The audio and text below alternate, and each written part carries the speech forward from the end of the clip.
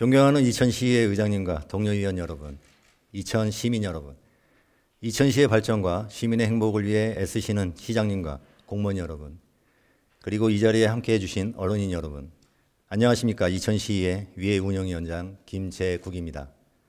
오늘 저는 5분 발언을 통해 지방자치단체에서 연구용역이 왜 필요한지, 그리고 그 과정에서 발생하는 문제점에 대해 말씀드리고자 합니다. 지방자치단체의 연구용역 사업은 시정 운영에서 중요한 역할을 합니다. 전문적인 지식이나 기술이 필요한 분야에 대해 외부의 전문가에게 의뢰함으로써 정책이나 사업을 더 효율적이고 정확하게 추진할 수 있습니다. 또한 연구 영역을 통해 정책의 타당성을 미리 검토하고 예상되는 문제를 사전에 파악하여 시행착오를 줄일 수 있습니다. 하지만 연구 영역의 사업이 완료된 후 그 결과가 실제 정책에 반영되지 않거나 사후 관리가 부실하여 예산 낭비되는 경우가 있습니다. 저는 이천시에서 추진했던 용역 사업을 살펴보았고 그중 몇 가지 사례를 소개하고자 합니다. 먼저 2018년에 2,200만 원의 예산으로 실시한 이천시 푸드플랜 기본사업 계획 수립 용역과 2019년에 2억 1,500만 원의 예산이 소요된 이천시 푸드플랜 종합계획 수립 연구 용역입니다. 총 2억 3,700만 원의 막대한 예산이 투입된 용역을 바탕으로 어떤 추진이 이루어졌습니까? 특히 유연동의 건립의 예정이었던 푸드종합지원센터는 어떻게 되었습니까? 용역사업이 단순히 최종 보고서로만 끝나는 것이 아니라 지속적인 관리와 후속 조치가 필요합니다.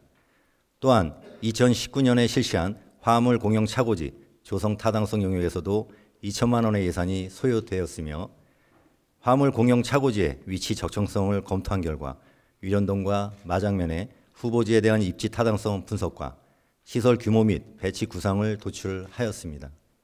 그러나 이후 화물 공영 차고지의 위치가 몇 차례 변경되었고 결국 용역 결과가 제대로 반영되지 않았습니다. 그 외에도 완료된 다수의 용역 사업에 유사한 사업이 중복 진행되거나 과도한 예산이 배정되고 사용되는 등의 문제가 발견되었으며 특히 용역 결과에 대한 자료 보관과 관리가 제대로 이루어지지 않는 문제도 있었습니다. 이와 같은 사례를 통해 용역사업 수행 시 여러 가지 문제점이 동반되고 있다는 것을 말씀드립니다. 첫 번째로는 용역비의 가다 지출입니다. 일부 용역사업에서는 예산을 낭비하거나 예상보다 과도한 비용이 발생하는 경우가 있습니다. 이는 결국 시민들의 세금으로 부담이 돌아가게 되는 문제를 초래할 수 있습니다.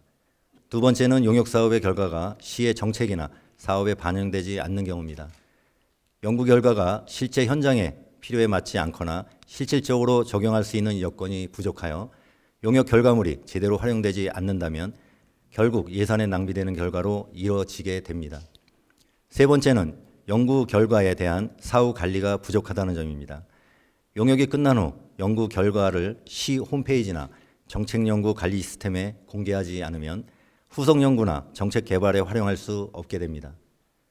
또한 해당 사업이 실제로 실행되는지 필요한 조정이나 후속 조치가 이루어지는지 점검하는 시스템이 부족합니다.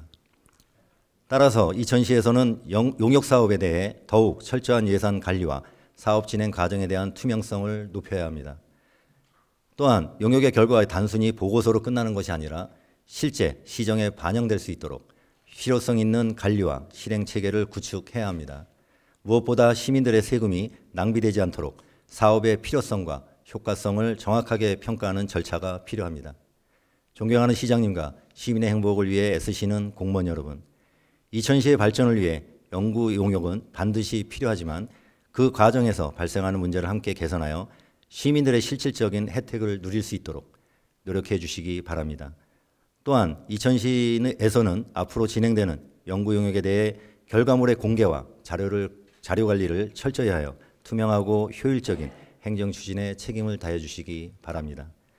이상으로 5분 발언을 마치겠습니다. 끝까지 경청해 주셔서 감사합니다.